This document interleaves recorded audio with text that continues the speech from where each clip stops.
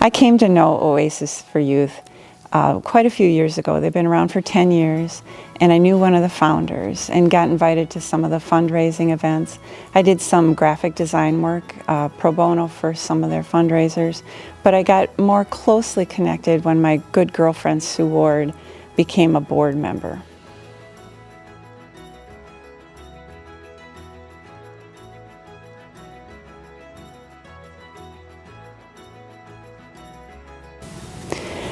I've learned that Oasis for Youth spends a good deal of their time and effort focused on the youth.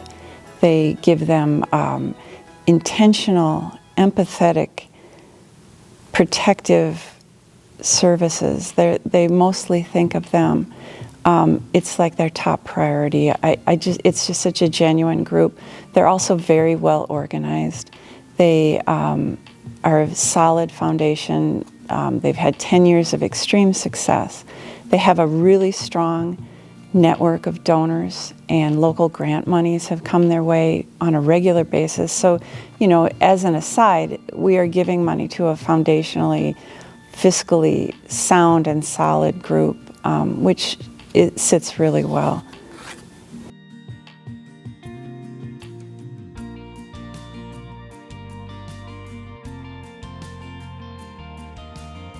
I decided to dare be a champion because my good girlfriend Sue was on the board of Oasis for Youth, and I was the missions liaison for the church council. And we would go on long walks and talk about how she knew of a deep need and I knew about Colonial's gifts, but the timing was never right. They weren't necessarily ready to expand into Edina and Richfield. Our church was not at a time where we were ready to take on a new mission partner. And then when the Blessing Initiative came along, it also coincided with Oasis deciding in their strategic planning to go forward with this mobile Oasis plan and spread into Edina and Richfield, right into our neighborhood. So the project and the timing just sort of fell into my lap. I was really encouraged when I reached out to a few Colonial members that are my favorites, and I chose them based on their strengths in regard to this project. Amy Stark, Tim Anderson, Ginny Jensen, and the Vobels have been very helpful throughout the proposal process, and they'll be on the leadership team.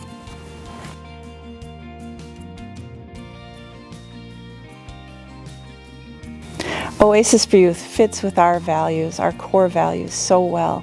First off, it's the year of the good neighbor, which we've extended and should probably always have. These kids are our unseen neighbors. When they're in trouble, they bury themselves into friends and neighbors' couches. They are homeless, but they don't want to be known. But they're here, and I think it's great that we can find them and reach out and help them. As far as our core values, welcome beloved, we're basing the name of our resource closet, Matthew's Closet, based on Matthew 25:35 through 40, part of which says, I was a stranger and you welcomed me. I was naked and you gave me clothing. Risking together the messy path, we will be supporting Oasis for Youth kids in probably the messiest stage of their lives. Anything we can do to help will be just wonderful. And wrestling with the tensions of the world and the Word, we have to come alongside without judgment. These kids are extremely diverse. Some of them have left their homes or been forced to leave their homes for bad situations. We can't judge them. We have to just be concerned about their welfare.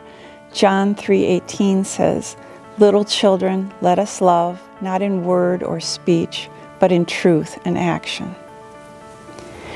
And immersing ourselves in sacred spaces and rhythms, these needs are an extended thing. We must commit to sustained volunteerism. It's going to take a lot of work, and it's going to be continual. Sacred spaces can be created anywhere. Doing volunteer work with another Colonial member, no matter what it is, if it's sorting clothes or cleaning out closets, can be very sacred. And doing good, obviously.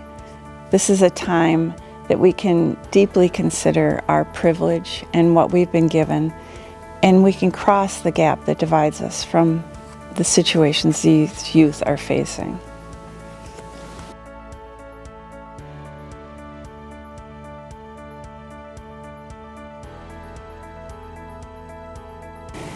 Engagement.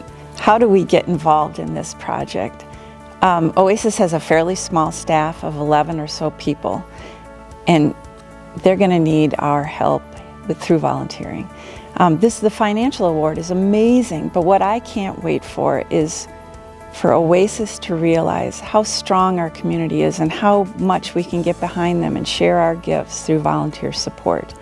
Let's give generously our wholehearted involvement.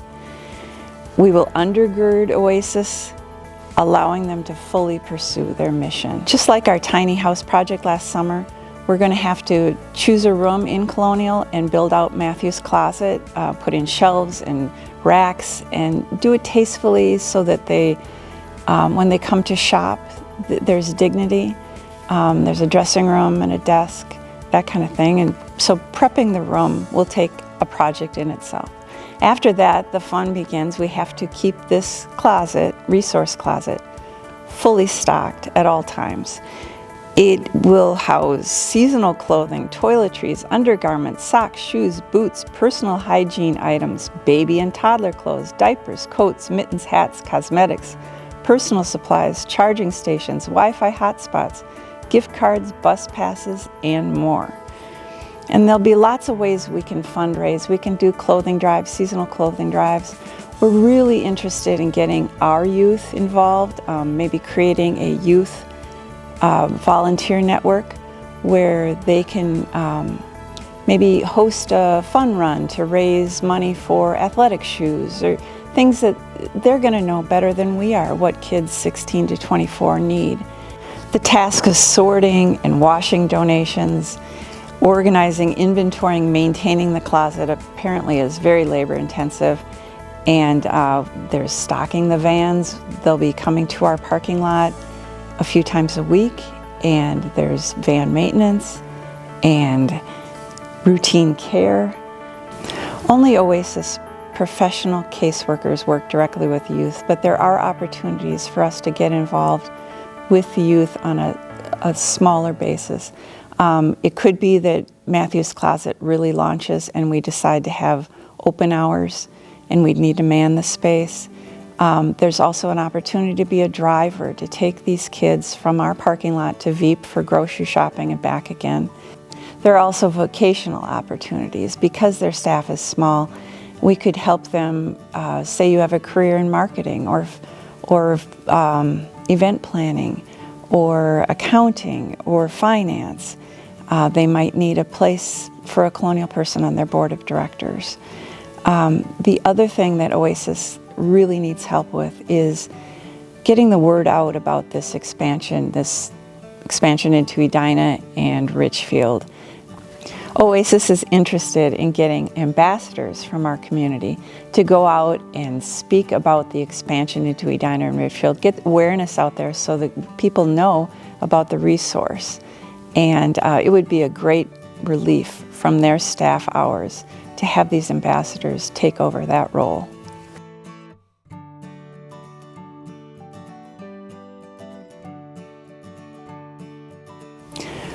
What would Oasis do with additional funding if it's voted for? Everyone's getting pretty tired of the word uncertainty and the living with COVID, and a lot of us are seeing the light at the end of the tunnel. But for these youth, the bounce back is going to be a lot longer. Economics will not be good for them for quite some time. Oasis has decided to ramp up their services through 2021 and 2022 to address the expectations of meeting greater needs. With your vote, the additional money would help answer some of this uncertainty problem while they search for the new normal, which would hit more like 2023. To help you decide if you want to vote for Oasis or to learn more, I highly recommend you go to their website. They have a really nice video celebrating their 10 years that gives a nice overview. It was generously presented by the City of Bloomington. Thanks.